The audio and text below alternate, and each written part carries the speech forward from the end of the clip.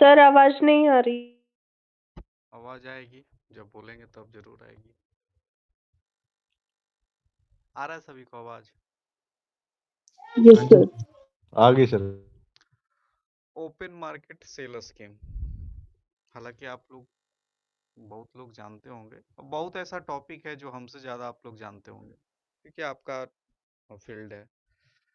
अब देखिए, open market sale scheme से एजीएम में 2 क्वेश्चन, मैनेजर में 2 क्वेश्चन, बहुत छोटा सा टॉपिक से 2 क्वेश्चन था।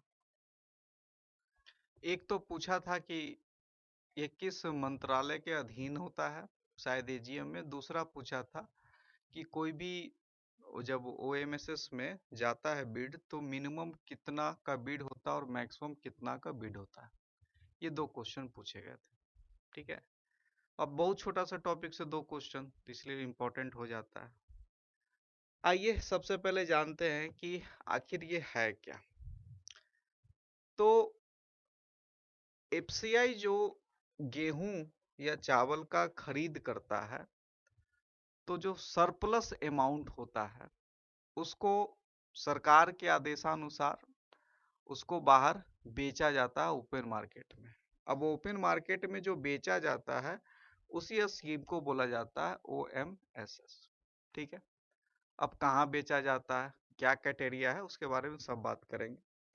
तो the purpose of OMSS is to dispose the surplus stock of wheat and rice held by FCI and the regulate the prices of wheat in the open market. FCI conduct weekly auction for the OMSS for wheat on the platform of the National Commodity and Derivative Exchange Limited। ठीक है, ये भी आपसे पूछा जा सकता है, trade इसी के थ्रू होता है। ठीक है, तो जनरली गेहूं और चावल का ही होता है। और अब मिनिस्ट्री कौन सा रिलेटेड है, तो जो मिनिस्ट्री एफसीआई का है वही मिनिस्ट्री इसका भी है। ये भी क्वेश्चन इंपॉर्टेंट है। ओपन मार्केट जो सेल स्कीम है वो डोमेस्टिक रेफर टू ये आता है आपका ministry of the consumer affair और फूड एंड पब्लिक डिस्ट्रीब्यूशन। ठीक है, ये भी दिमाग में आपके रहना चाहिए, ये भी आ सकता है। अब इस स्कीम के बारे में बात करते हैं, जो सबसे important topic. Under the scheme, Government of India through Food Corporation of India offer wheat to process atta chakki, flour mills of wheat product only trader, bulk buyer are not allowed through e-auction। अब ये जान लीजिए कि e-auction के through होता है। उसके बाद an eligible bidder can bid minimum quantity of 10 metric ton और maximum quantity of 100 metric ton। यही क्वेश्चन पूछा गया था कि मिनिमम बीट कितना का होगा, तो 10 मैट्रिक टन और मैक्सिमम कितना का होगा, 100 metric tonne. In case of the wheat, in case of rice trader are eligible can bid a minimum quantity of 10 metric ton and maximum quantity of 1000 metric ton। ठीक है, तो ये दोनों point आपको याद रखना है, ये दोनों पॉइंट इंपॉर्टेंट है। यही क्वेश्चन ही सेम आया था आप लोगों अभी के तो मैक्सिमम बढ़ गया सर, अभी 250-250 आ का आ रहे रहा है सर। आ रहे हैं। पहले ये था, अभी आ रहे हैं, सब पे आ रहे हैं, ऑफिशियल लेटर के साथ आ रहे हैं। ठीक है, द बिडर का जो क्वालिफिकेशन होना चाहिए वो क्या होना चाहिए। The bidder must have valid FSSAI licence, GST, trade tax registration, PAN and they must declare his existing stock holding in the WSP portal of government of India in case of the wheat. तो ये होना चाहिए उसके पास, अगर कोई bidder है बीड कर रहा है तो। अब एक लेटर आया था, ठीक है, एक लेटर आया था, ये लेटर का डेट है 2023 का ही है। ठीक है, क्या अभी कितना बोल रहे थे, कितना हो गया है सर नया में? 250-250 का आ रहा है सर, 200-250 इतना तक आ रहा है सर। आ, अभी जो स्टॉक नहीं, है भीट का सर। मिनिमम तो सरकार तय करता है ना। मिनिमम कितना है, 10 मैट्रिक सर टन से मिनिमम 10 है और मैक्सिमम 200 है सर। मैक्सिमम मैक्सिमम नहीं, 200। 250 का है अभी सर। अभी 250 in case of wheat. Wheat sir, wheat. ठीक है, अब देखिए, अभी एक लेटर था जो भी करंट अफेयर में जो ओएमएस जो क्यों था, करंट अफेयर में भी ये बहुत चला था। तो disposal of 30 LMT of wheat in open market under open market sale scheme domestic, ठीक है। उसमें बताया गया था कि 30 LMT ऑफ व्हीट को ओपन मार्केट सेल स्कीम के थ्रू आपको सेल करना है, ठीक है। और ये जो 25 LMT of wheat under OMS में offer all over the country only to, यहाँ जो रूल है उसके हिसाब से चल रहा है। तो मिनिमम आपका 10 ही है मैट्रिक टन, और अभी 2023 का बता रहे हैं, उसमें 2023 का पॉलिसी देखिए। रेट हालांकि नहीं पूछेगा उतना ज़्यादा, हमको जहाँ तक विश्वास है, लेकिन रेट भी हम लिख दिए हैं। 2023 में जो रिजर्व प्राइस था 31 मार्च 2023 को 2150 क्विंटल पैन इंडिया में फॉर व्हीट के लिए, 2125 जो था पैन इंडिया में व्हीट यूआरएस के लिए, और आरएमएस 2023-24 के लिए है sale of wheat private party and state government for their own scheme, ठीक है। अब देखिए ओएमएस सिर्फ बीडर के लिए नहीं है। क्या होता है कि एफसीआई तो जो प्रोक्यूट करता है, सेल फार्मर से उठाता है।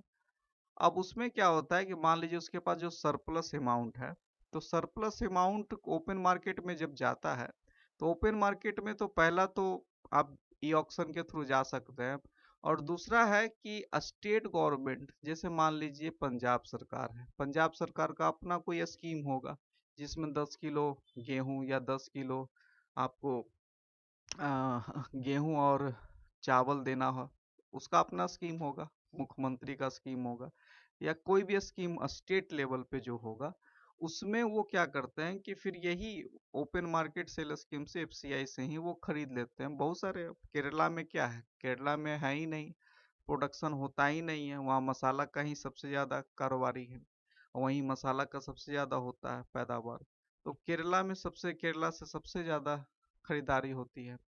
तो जहाँ पे भी जो भी राज्य सरकार के अधीन जो भी चल रहा है कार्यक्रम, उसमें वो लोग भी ओएमएसएस के थ्रू ही आते हैं और खरीदारी करते हैं सरप्लस अमाउंट जो भी एफसीआई का होता है। यहाँ तक किसी को कोई दिक्कत?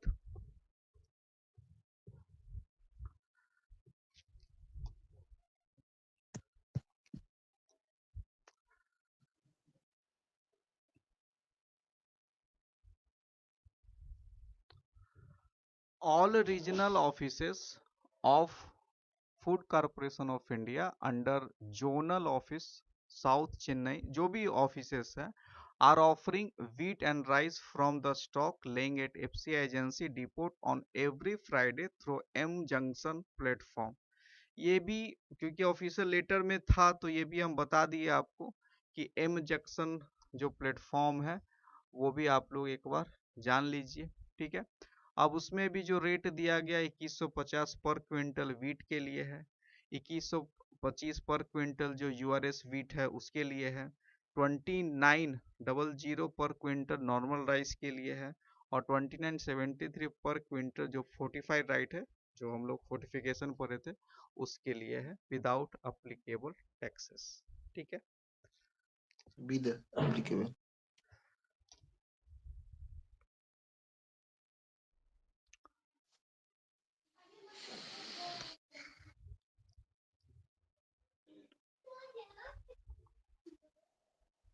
सबसे ज़्यादा, अच्छा ये तो हालांकि इम्पोर्टेंट नहीं है, टोटल क्वांटिटी स्टेट वाइज तो हमको ज़रूरी नहीं लगता है, हालांकि हम पीडीएफ में तो दे ही देंगे, स्टेट वाइज तो नहीं पूछेगा। चलिए, अब कहानी यहाँ तक है कि इसमें जो क्वेश्चन है, सबसे पहला तो ओएमएसएस है क्या। तो ओएमएसएस जो है आपका, आप जो भी सरप्लस अमाउंट एफसीआई का है चावल गेहूं, उसको आप सेल करने के लिए ई ऑक्शन के थ्रू सेल होता है। दूसरा हो गया कि स्टेट गवर्नमेंट अपने जो भी कार्यक्रम है उसके लिए भी खरीदारी कर सकती है। उसके बाद कौन सा मंत्रालय है, तो जो एफसीआई का मंत्रालय है वही है फूड पब्लिक डिस्ट्रीब्यूशन। तीसरा, इसका जो मिनिमम बीडर का जो है 10 मेट्रिक टन है और 100 मेट्रिक टन है गेहूं के केस में, और 1000 मेट्रिक टन है चावल के केस में। ठीक है, तो इसमें 250 बता रहे हैं, तो हमको कहीं पे मिला नहीं है। अगर आप लोग के पास ऑफिशियल लेटर होगा तो उसमें कहीं ना कहीं आप लोग 100 ढूंढ, MTE है सर, 100 MTE है। क्योंकि हमको नहीं कहीं पे मिला है। ठीक है, इस बार भी उठा है, 100 MT का ही उठा है। नहीं 250 MT भी उठ रहा है। अगर किसी के पास ऑफिशियल होगा कुछ तो हमको भेजिएगा, फिर हम पीडीएफ में सुधार कर देंगे। कहीं गलत पढ़ाना सही नहीं है, क्योंकि हमको कहीं 250 MT सर राइट हो सकता होगा। हो सकता है, लेकिन जो भी ये 2023 का डेटा हम 31 अक्टूबर जो ऑफिशियल लेटर fci.gov पे है उसी का डेटा आपको पढ़ा रहे हैं, क्योंकि और कहीं तो मिलता नहीं है। उसमें भी यही साफ लिखा गया है कि मिनिमम जो बीडर है वो 10 मेट्रिक टन के लिए कर सकता है, और मैक्सिमम है जो 100 मेट्रिक टन के लिए कर सकता है, और उसके केस में 1000 मेट्रिक टन के लिए कर सकता है। इसके अलावा कहीं पे कोई चर्चा नहीं है। हाँ, ये था कि 30 मेट्रिक टन अलग से उठाना है तो उसके लिए लेटर दिया गया था, लेकिन अभी तक यही है। अगर कोई आप लोगों के पास ऑफिशियल लेटर होगा तो हमको व्हाट्सअप कीजिएगा, हम उसको चेक करके फिर उसमें पीडीएफ में सुधार कर देंगे अगर सही होगा तो, क्योंकि फिर गलत पढ़ाएंगे। ये बहुत इंपॉर्टेंट टॉपिक है, फिर यही सेम यही क्वेश्चन ही आएगा इसमें, और ओएमएसएस में आएगा क्या, यही क्वेश्चन ही आता। उस बार चावल का पूछा है, इस बार गेहूं का पूछेगा, गेहूं का पूछा है तो चावल का पूछेगा, और कोई इसमें कुछ क्वेश्चन है ही नहीं।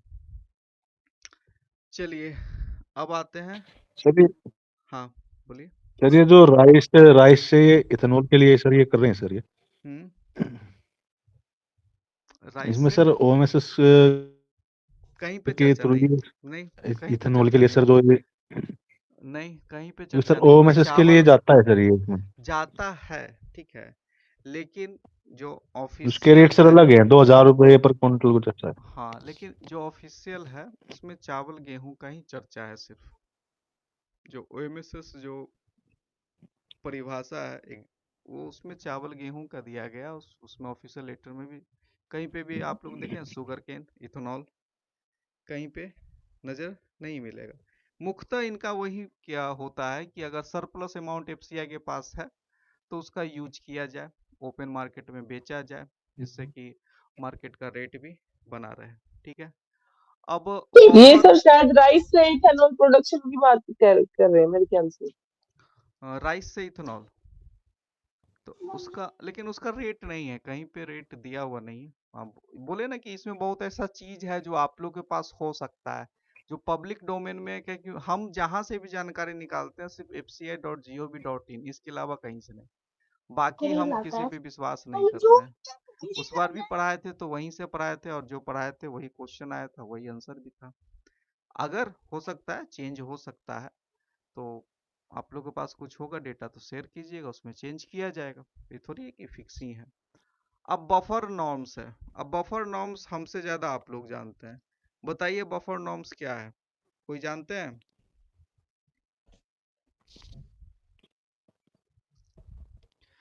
एफसीआई के पास एक सरकार के द्वारा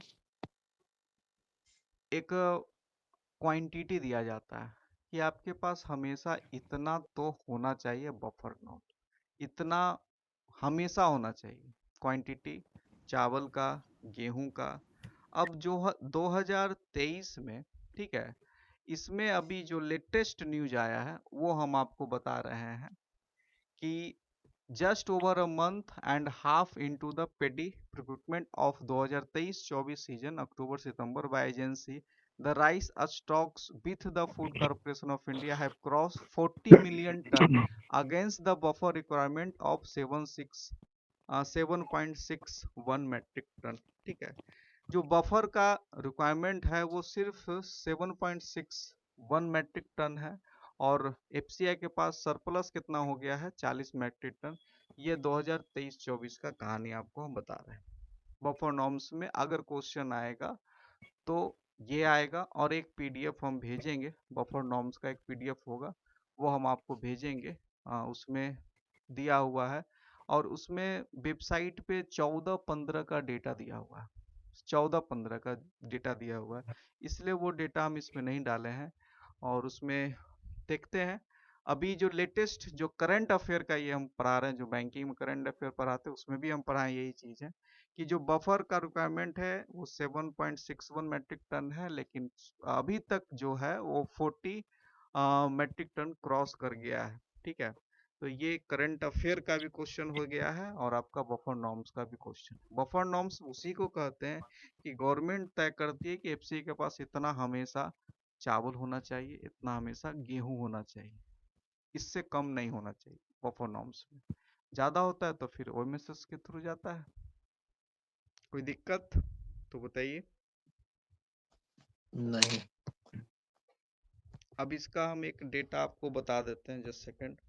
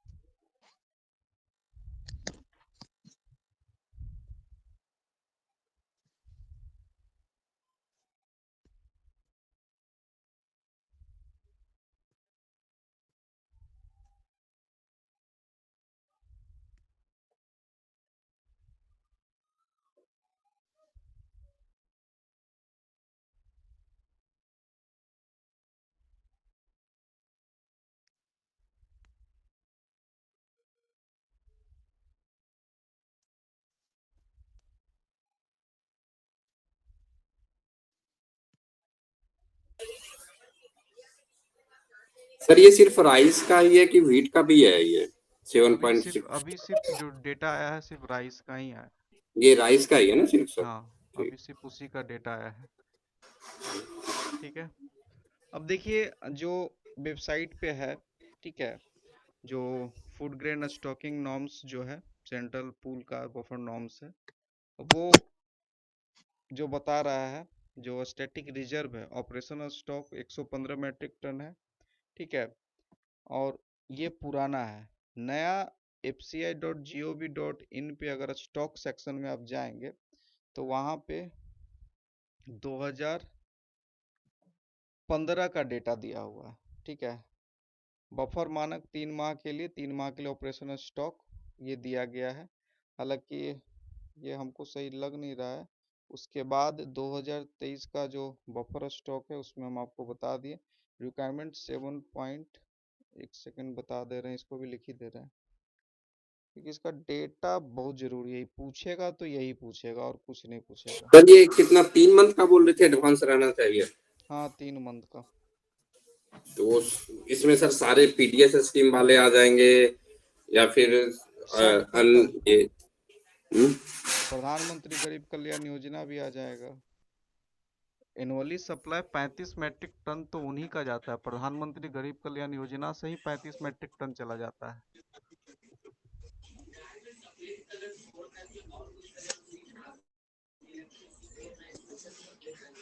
फिर सर ये हर बार अलग अलग डाटा आता होगा ना, फिक्स तो होगा नहीं ये चीज। फिक्स नहीं होता है, अलग अलग डाटा आता है।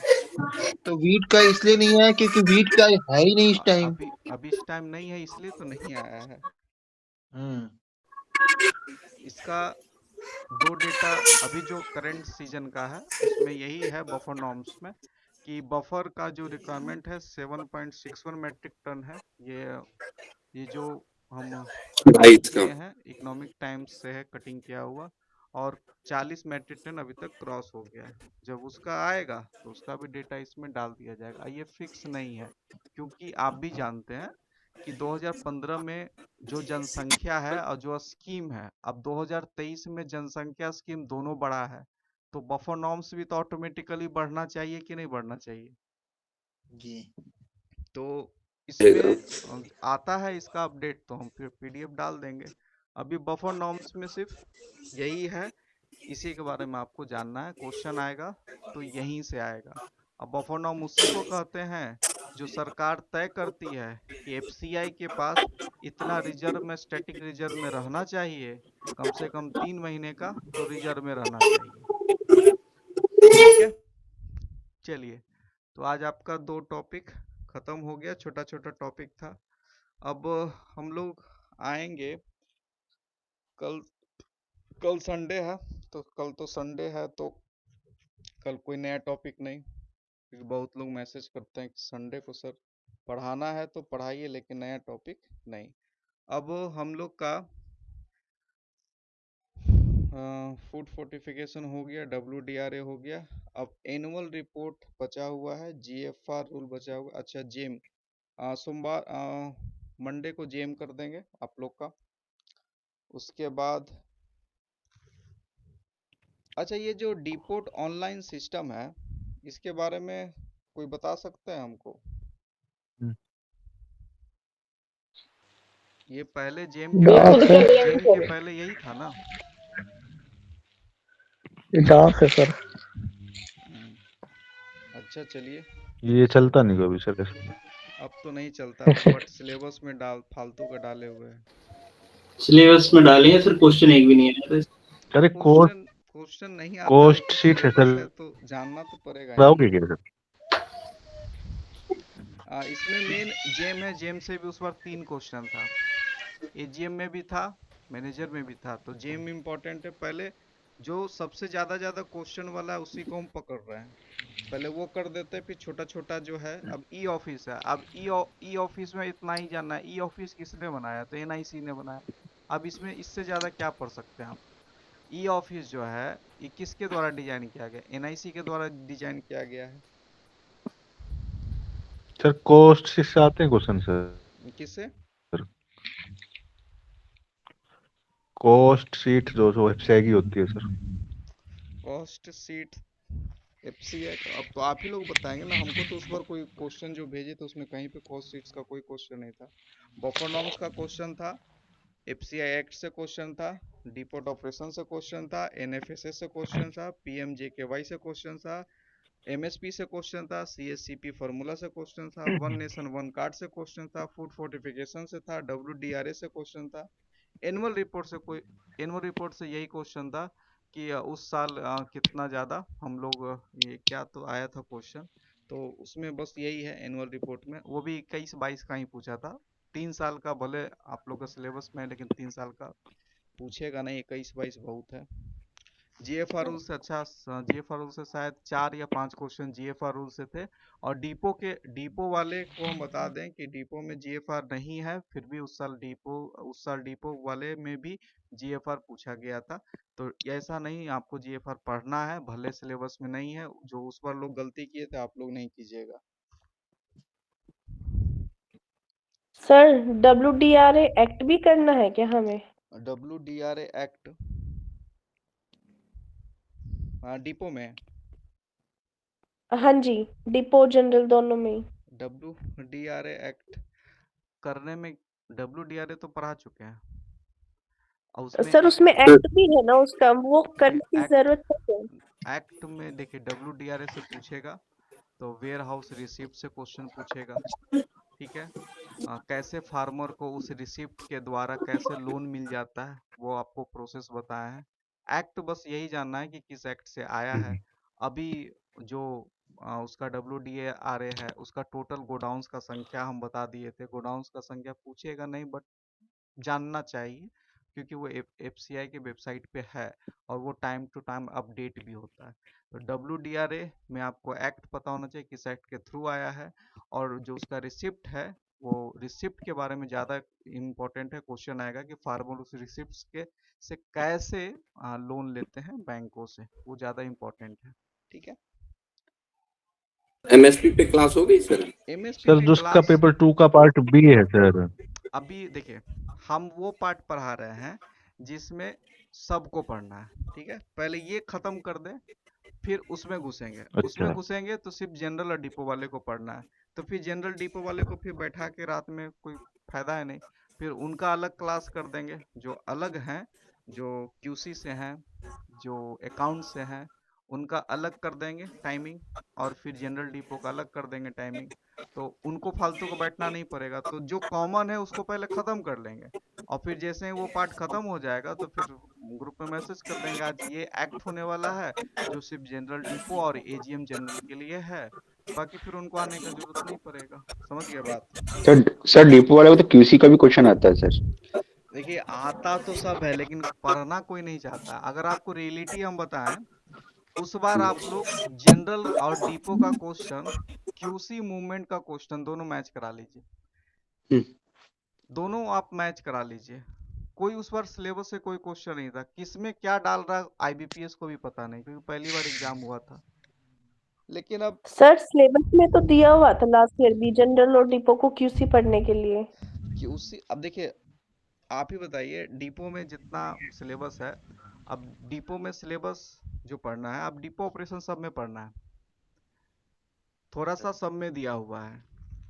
अगर आप ध्यान से देखेंगे तो डिपो ऑनलाइन सिस्टम भी पढ़ना है, सब में पढ़ना है, ई प्रोक्यूरमेंट पोर्टल पढ़ना है आप लोग को, ई ऑफिस है, एचआरएमएस है, ठीक है।